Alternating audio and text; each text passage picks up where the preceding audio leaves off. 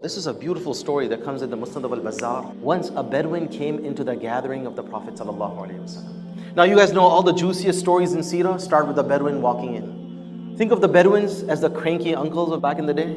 Yeah, so the Bedouin walks in and apparently he needs financial aid.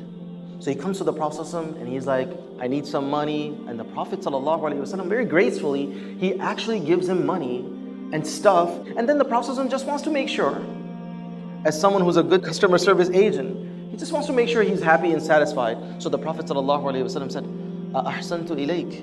Like, are you satisfied? Have I been good to you? To the shock of the Prophet ﷺ, this Bedouin, to the Prophet's face and then in front of the entire gathering of the companions, he says, La wala ajmalta. He's like, no, you haven't been good to me. You haven't even been fair to me. Ma ajmalta, like ma i'tadalta, like not even moderately good, let alone extra good. And the companions of the Prophet are furious. And they want to beat the living daylights out of him. And they're about to jump on him. And the Prophet فَأَشَارَ إِلَيْهِمْ كُفُّوا. The Prophet pointed to them and said, calm down, stop, relax. And now the Prophet ﷺ, despite being disrespected publicly, he actually goes back inside, brings out additional financial aid, and then gives it to this person. You guys, just a little pause right here, pause of reflection. I don't know if you've ever been disrespected publicly. I don't know if someone actually, I don't know, you're a teacher in class and a student disrespects you, or like, I don't know, you're the uncle in the family and your little nephew disrespects you. I don't know if you've ever been in a situation like that. How do you react?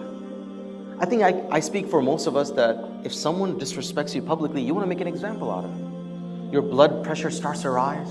Anger starts to surge, your ego starts to perk up, and you want to do a smackdown. I remember, subhanAllah, this happened to me when I remember leading the Eid prayer once, and I led the Eid prayer in a way which was not according to the 7 takbirat and the 5 takbirat. I did it the Hanafi style, 3-3. And someone thought that I just committed a bid'ah, because they hadn't actually experienced it. And there was a big firestorm inside the masjid, and the brother is like, I gotta redo my prayer. I don't even know if it was accepted. And all the way to the parking lot, to the lobby, this person wanted to make sure everybody heard the blasphemy that had occurred in the front row, And now, I heard all of this, and I'm hearing all the commotion, and I'm thinking to myself, man, I wish we as Muslims could issue excommunicados, silence that person. It's like, dude, I'm the Imam, right? You want to make an example out of someone so no one is emboldened against you.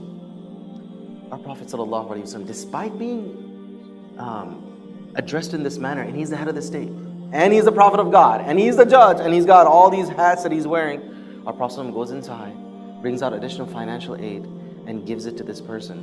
And then listen to this. The Prophet ﷺ asks him, have I been good to you now? After giving you additional aid? He's like, finally, he softens up a little bit. He's like, Na'am, فَجَزَاكَ اللَّهُ مِنْ أَهْلٍ وَعَشِيرَةٍ خَيْرًا. May Allah reward you and your family and your tribe.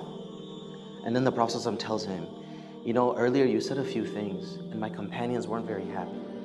And then listen to this. He says, فَإِنْ أَحْبَبْتَ فَقُلْ بَيْنَ أَيْدِيهِمْ مَا قُلْتُ بَيْنَ يَدَيْهِ. If you like, could you see what you just said to me in front of them? Look at the politeness of the Prophet. He's actually requesting. And he's the head of state. He could have him locked up and, you'll never hear about him. The Prophet was like, if you like, if it's okay with you, can you just say what you just said to me in front of them? Perhaps that will calm their nerves. And he's like, sure. So the next morning, after kind of the storm had quelled of emotions, the Prophet summons this Bedouin in front of everyone. And he says, the Prophet introduces him by saying that this particular person, قَالَ مَا قَالَ, he said a few things, and فَزِدْنَاهُ, and we gave him additional financial aid, and then he told me that he is satisfied. So, he turns to the Bedouin, he says, أَكَذَلِكَ, is that the case? Am I telling the truth? The person says, نَعَمْ فَجَزَاكَ اللَّهُ خَيْرًا, and he goes ahead, and once again gives that dua to the Prophet ﷺ, and then the Prophet ﷺ turns to his companions. He says, the example of myself and this person, our relationship, the example and analogy that kind of captures this relationship is the example of a person who has a camel which ran away. Now listen to this analogy. My example in comparison to this Bedouin is like the example of someone who has a camel and the camel runs away. And what happens as the camel is running away, a group of people that know the owner, they start going after the camel so they can chase it down and tie it down. And the camel, when it hears a commotion behind it, it gets away even further. So the owner calls out to everyone, like, guys, stop, stop, stop.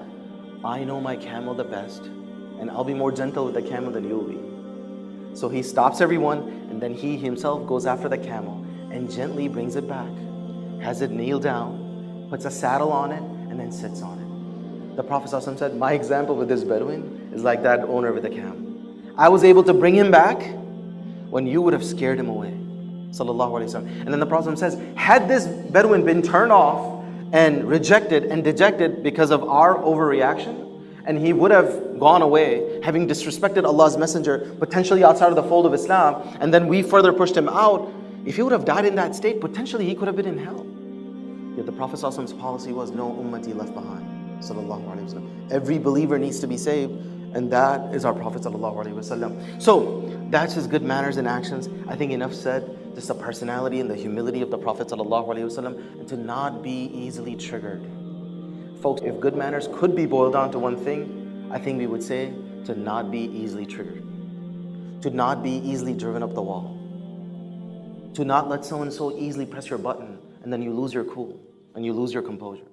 Of the many reasons I am absolutely infatuated with the Prophet ﷺ, one of them that sticks out in my mind is the way he dealt with people that were insulting and demeaning towards him.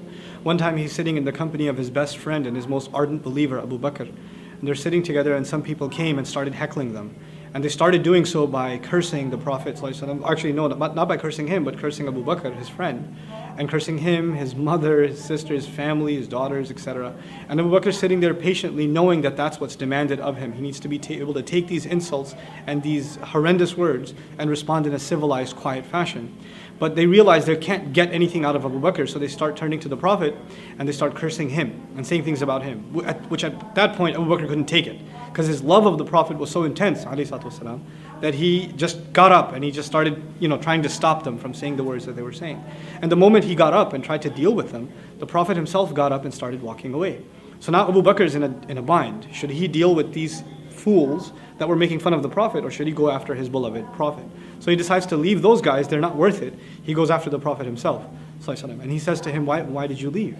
And he said, while you were sitting there, as they were cursing you, there were angels surrounding us, all of them declaring that Abu Bakr is committed to the truth. And as soon as you got up in anger, even to defend me, the angels flew away. And I don't sit in the company where angels aren't there. SubhanAllah. He's telling Abu Bakr as-Siddiq what it means to be an angelic presence.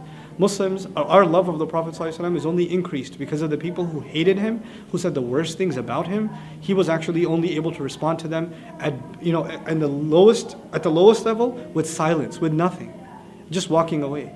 And otherwise, he would even reciprocate with loving words, with kind words. And that's something incredibly admirable to look up to, and a goal and a standard to aspire towards. And I hope that our da'wah, inshallah, lives up to that remarkable prophetic standard.